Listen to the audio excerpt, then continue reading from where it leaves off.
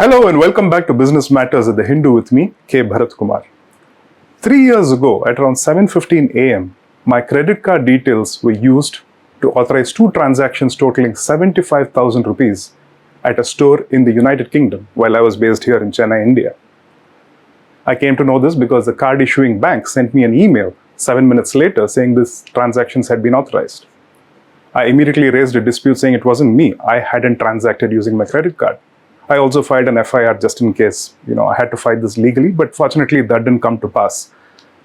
My bank itself seemed to have investigated and found it wasn't possible for me to stay in India and use this at a UK store physically.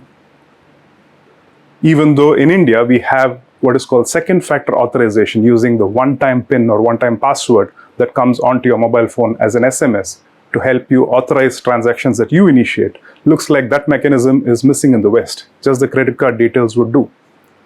A colleague of mine was not so lucky.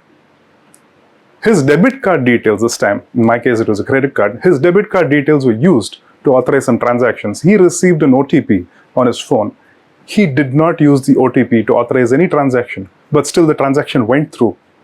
He still, to this day, more than 3 to 4 months later, he still has no clue how this was authorized.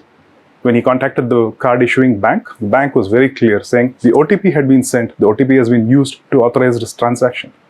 So how do strangers with malicious intent get access to your card details? It is possible that when you swipe your card at an ATM machine or a restaurant or a pharmacy, card thieves use a skimmer or a gadget that quietly reads your card details that is embedded on the magnetic strip found at the back of these cards. Then, it's easy to clone your card and, sell these details by the millions on the dark web. Or if you shop online or use cab hailing or auto hailing services or order food online, all these apps store your card details. This is with good intent, and they claim that they securely do it, but to help you avoid re-entering these card details every time you shop with them. But if data breaches happen, if hackers get into such websites, then they have access to millions of these cards, which are again sold on the dark web for a fee. So that's how your card details get compromised. From the table here, we see how figures relating to frauds involving cards or via the internet have behaved over the past 3 years, peaking last year at a loss value of rupees 155 crore across about 3,600 incidents. This data is from the RBI. To help protect users of cards against such fraud, India has made some progress, both in terms of RBI mandated steps and measures that card issuing banks themselves have taken over a period of time. One is, of course, the second factor authorization, OTP, which is very useful. And some banks, even allow the withdrawal of cash from ATMs without the physical use of cards. You just use their app and you're able to withdraw cash. Other card issuing banks help you set limits for yourself, like you can completely shut off international transactions if you're not traveling abroad. And when you do, you can go into the app and open it up for use. You can also set, even for domestic use, you can set daily limits, per transaction limits, and so on and so forth, so that even in the instance of fraud, you're protected, your liabilities would only amount to whatever you set the maximum limit to. Starting October 1st this year, the Reserve Bank of India has mandated the use of tokens for credit cards and debit cards. So online merchants who have so far stored your actual card details on their servers cannot do so anymore.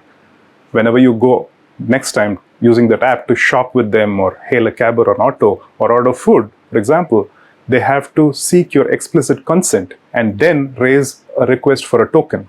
The token can be issued by a card issuing bank or a card network. Here the card network would refer to entities such as Visa, MasterCard and Amex.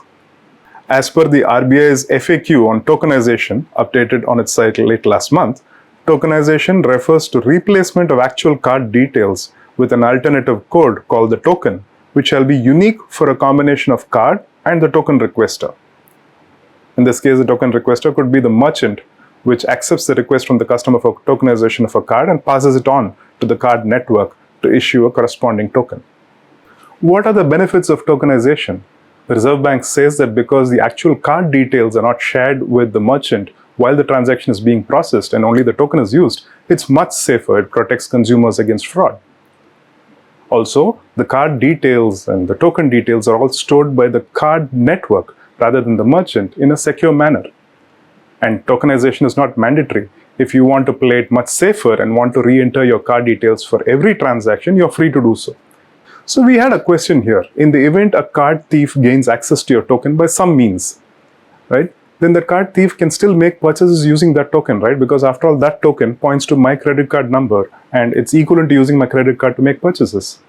Deep Agarwal, head of payments at PhonePe, explains, the token generated upon request for a specific merchant is unique to a specific card number and is usable only on that particular site or mobile app. The token is useless outside of that merchant's ecosystem. And he also points out that the new mandate is only for use of credit and debit cards online.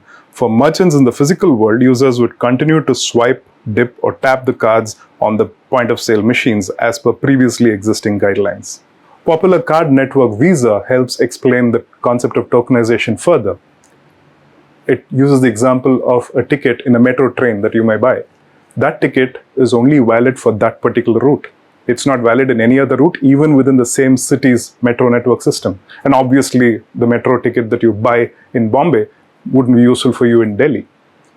But the difference between a token that you use in a mobile app and a metro train ticket is that every time you come onto the mobile app, the token is going to help you make purchases without having to enter your credit card details. That's the difference. Now, let's stretch our imagination further.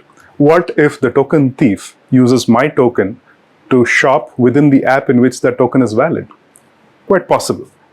But chances are that that website or that ecosystem, that merchant ecosystem, would have the login details, the phone of that particular login which uses your token. And it may be relatively easy to track down that particular shopper than for the police in Chennai to catch somebody who fraudulently used my credit card details in the UK. So the next time you log into a website or a mobile app to make a purchase, be it with Amazon or Flipkart, Ola or Uber, Swiggy or Zomato, that mobile app should ask your permission, your consent, to tokenize your card details unless they've already done so in a previous instance. If you still feel that tokenizing your card details may still leave you open to security problems, you're free to not give consent, in which case tokenization won't happen. But you'll have to be mentally prepared to enter your credit card or debit card details every time you log in to shop.